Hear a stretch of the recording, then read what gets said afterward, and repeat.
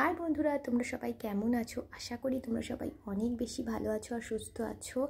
আর আমিও মোটামুটি আছি। তো বন্ধুরা, আজ আমি দেখো তোমাদের সাথে শেয়ার করব লতি চিংড়ি। লতির এই দুর্দান্ত টেস্টি রেসিপি। লতি চিংড়ি কিন্তু বাঙালির আর পাঁচটা প্রিয় রেসিপির মধ্যে পড়ে। আর গ্রাম বাংলার বেশ কিছু মানুষরা দেখো এই রেসিপি কিন্তু বেশ পছন্দ করে। আর আমার তো এতই ভালো লাগে যে মাছ মাংসর দিকে আমার তাকাতেই ইচ্ছা হয় না। এই লতি চিংড়ি এতটাই টেস্টি হয়। আর লতি গ্রামে গঞ্জে যেখানে সেখানে হয়ে যায়, তো যেখানে সেখানে কচু শাক হয়ে থাকে সেখান থেকেই লতিটা তোমরা কালেক্ট করতে পারো, কিংবা বাজারেও বিক্রি হয়, শহরের দিকে বাজারে বিক্রি হয়। তো দেখো, লতির খোসা ছাড়িয়ে লতিটাকে কিন্তু আগে একটু ফুটিয়ে জলটা গেলে ফেলে দিচ্ছি, আর তারপর কিন্তু লতিটা রান্না করব।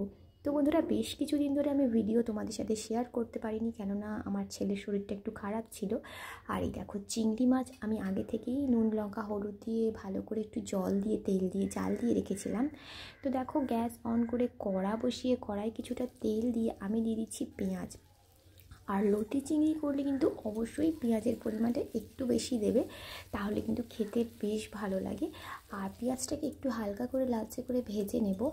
আর তারপর কিন্তু এখানে কিন্তু দিতে হবে অবশ্যই রসুন। তো বন্ধুরা, এখানে রসুন আমি এখানে বাটা দিচ্ছি, তোমরা কিন্তু রসুনটাকে ছেঁচে নিয়েও দিতে পারো। আর যেহেতু এখানে আমি বাটা রসুন দিচ্ছি, তো ওই জন্য পেঁয়াজটা ভাজা হয়ে গেছে। আমি তেলের মাঝখানে রসুন বাটা দেখো একটুখানি দিয়ে দিলাম। তো হাফ চামচের থেকেও একটু কম হবে রসুন বাটাটা। তো এখানে তোমরা যদি ছেঁচে দাও তাহলে 5-6টা মতো রসুনকে ছেঁচে নিয়ে তোমরা দিতে পারো। আর দেখো, পেঁয়াজটা ভাজা হয়ে গেছে, তেলের মধ্যে রসুনটাকে একটু দিয়ে নেড়েচেড়ে তারপর পেঁয়াজের সাথে একটু ভালো করে নেড়েচেড়ে নিলাম। আর একটু জল গেলে ফেলে দেবে। লতি যেহেতু বর্ষাকালের লতি কিন্তু অনেক সময় গলা চুলকায়, তো এভাবে জল গেলে ফেলে দিলে লতি থেকে একদমই লতিটা খেলে গলা চুলকাবে না। তো দেখো, লতিটা কিন্তু এমনভাবে সিদ্ধ করবে না যেন গলে যায়, একটু ফুটে উঠলেই নামিয়ে নেবে। তারপর ওই পেঁয়াজের উপর লতিটাকে দিয়ে ভালো করে নেড়ে চেড়ে নিচ্ছি। আর দিয়ে দিচ্ছি স্বাদ মতো নুন, হলুদ গুঁড়ো, আর দিয়ে দিচ্ছি লঙ্কার গুঁড়ো। মশলা বলতে গেলে আর অন্য কোনো মশলার প্রয়োজন নেই, কিছু চেরা কাঁচা লঙ্কা দিয়ে দিলাম। আর জাস্ট নুন লঙ্কা হলুদ দিলেই কিন্তু এই রেসিপি ফাটাফাটি লাগবে। এখানে কিন্তু অন্য কোনো জিরে ধনে এইসব কোনো মশলা দেওয়ার প্রয়োজনই নেই। আর জিরে ধনে দিলে কিন্তু এর স্বাদ অন্যরকম হয়ে যাবে। তো বন্ধুরা, একদমই সিম্পল বেসিক মশলা দিয়ে এই রেসিপি তোমরা বানাতে পারো। আর দিয়ে দিচ্ছি দেখো জাল দেওয়া চিংড়ি মাছ। তো এখানে চিংড়ি মাছটা আগে থেকেই কেনা ছিল, আর কিনে জাল দেওয়া ছিল সকাল সকাল, যেহেতু মাছটা আনা হয়েছিল, তো সেই জন্য জাল দিয়ে আগে রেখে দিয়েছিলাম। আর তোমরা কিন্তু চিংড়ি মাছটাকে ভেজো না, নুন লঙ্কা হলুদ তেল কিছুটা জল দিয়ে এটা জাল দিয়ে নিও। তো দেখো, আমি ভালো করে চিংড়ি মাছটাকে দিয়ে নেড়ে চেড়ে নিচ্ছি। আর তারপর কিন্তু ভালো করে একটু কষানো হয়ে গেলে আমি দিয়ে দিব এখানে জল।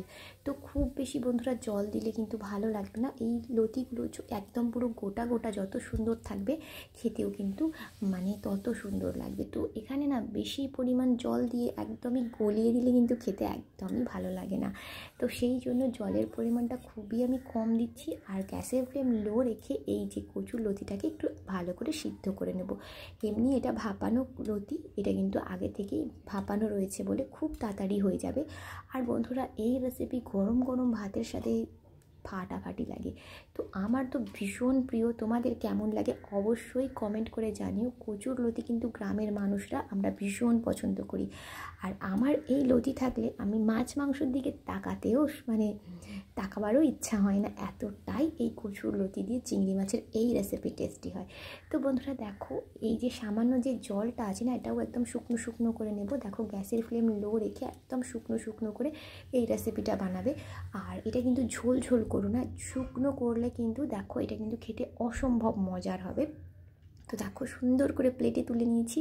জাস্ট গরম গরম ভাতের সাথে এই রেসিপি একবার ট্রাই করে দেখো, বারবার খেতে ইচ্ছা করবে। তো অবশ্যই বন্ধুরা বানিও। আর আশেপাশে তো বাজারেও বিক্রি হয় শহরের দিকে, আর আমাদের গ্রামগঞ্জে কিন্তু এই কচু গাছ অ্যাভেলেবেল। তো অবশ্যই কচু গাছ থেকে এই লতি কালেক্ট করে এই রেসিপি একবার বানিয়ে দেখো, যারা তোমরা খাওনি। আর যারা খেয়েছো তারা তো অবশ্যই জানো লতির কত স্বাদ। তো বন্ধুরা, এইভাবে একবার বানালে জাস্ট মুখে লেগে থাকবে, এভাবে একবার বানিয়ে দেখো। তো বন্ধুরা, আজকের ভিডিওটা এখানেই শেষ করছি। দেখা হচ্ছে পরের দিন নতুন একটা ভিডিও নিয়ে। Bye bye.